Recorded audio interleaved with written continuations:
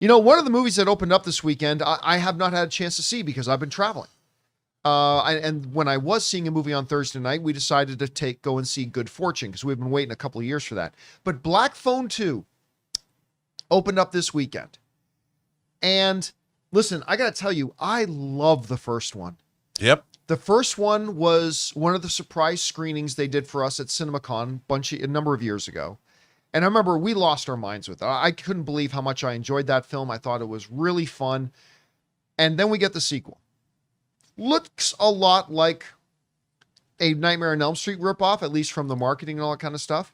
But still, it's got Handsome Hawk, got the original kids back. Of course, the young guy was just in How to Train Your Dragon, which he was great in that. And it did pretty darn well.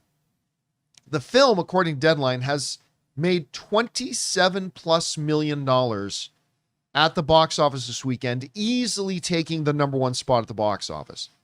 Now, what's really of note about this is the fact that it did something that is difficult for some sequels to do, and you really want a sequel to do.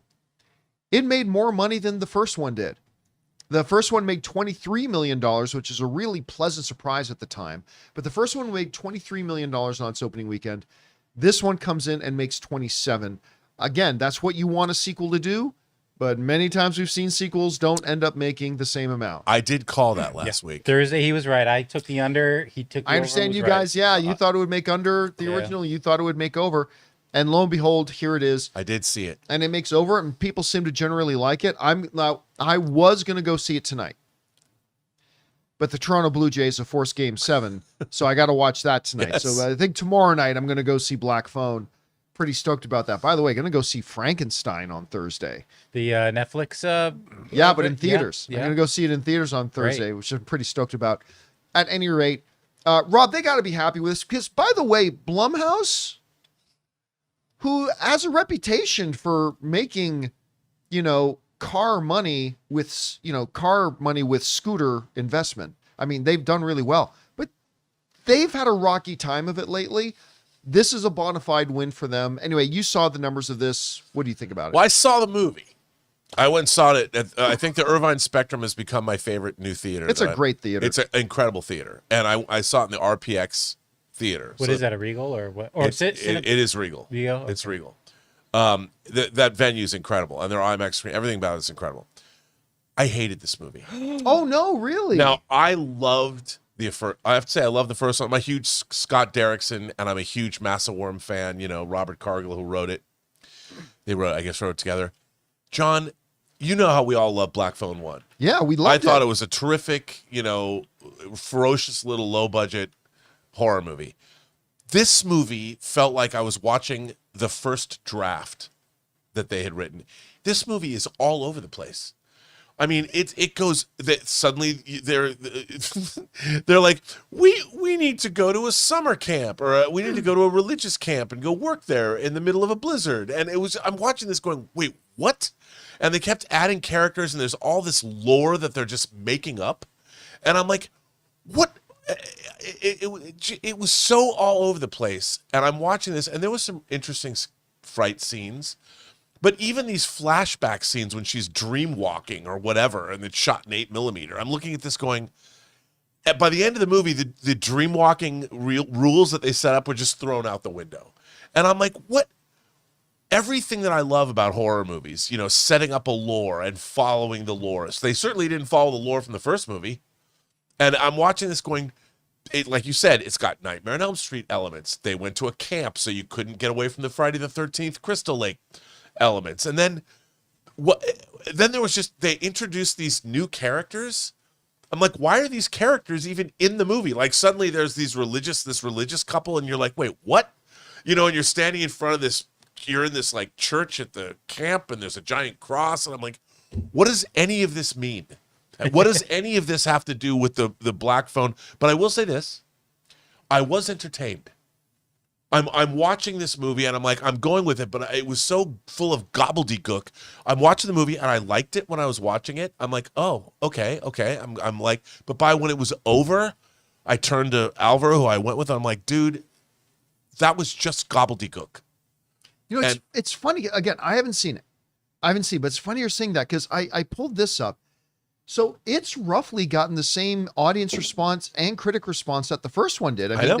People seem to generally like the film, but it didn't work for you. It didn't work for me. I'll tell you, even from the very opening of the movie, our character from the first film comes back, and apparently he's tormented, so he beats people up. Like, you find out later, like, people come up to him and like, you're not so tough that you survived this serial killer, and they pick fights with him. Well, you don't see any of that happening. You just see him beating on some kid, viciously beating him. That's like the first scene in the movie. I'm like, that's not really heroic. Like he's beating up this kid. This kid's on the ground. I mean, he's down for the count. He is out, and our hero is just going bam, bam, bam. And I'm like, you can't set up that he's tormented and fighting people without setting that up. You just jump right into this. You find out later that he feels this way, and I'm like, this isn't the way to open a movie.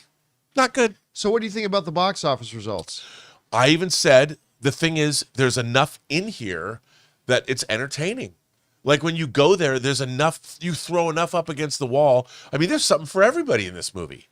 You'll have a scare sequence that you love. You'll have some gore sequences you love. You've got people underwater in the ice if you want to see that. You've got the ghosts of dead bodies tied to oil cans under the water. I mean, there's something from 100 different horror movies in there, and there's enough to entertain everybody, at least for a minute or two.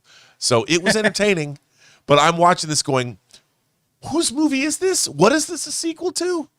It was 10 different movies in one. Guys, we want to take a second to thank the sponsor of today's video, Zapier. You know, one of the biggest game changers of the past year has been AI. But let's be real, just talking about AI doesn't actually make your day any more productive. What does make it more productive is finding tools to put AI to work for you. And that's where Zapier comes in. Zapier is the easiest way to take AI and plug it directly into the apps and processes that you're already using every day. No IT bottlenecks, no complexity, just results. For me, it's been about saving time on repetitive stuff so I can focus on the work that matters and I actually enjoy. And it's not just me. Over 3.4 million companies are already using Zapier to streamline everything from sales and marketing to IT and HR. With their AI orchestration platform, you can connect top AI models like ChatGPT or Claude right into the apps you already use. So whether it's automatically enriching leads, coaching your sales team, or even resolving IT tickets, Zapier makes it simple. Guys, join the 3.4 million companies already automating with Zapier and transform how you work with Zapier and AI. Get started for free by visiting zapier.com/Campea. That's zapier.com/Campea.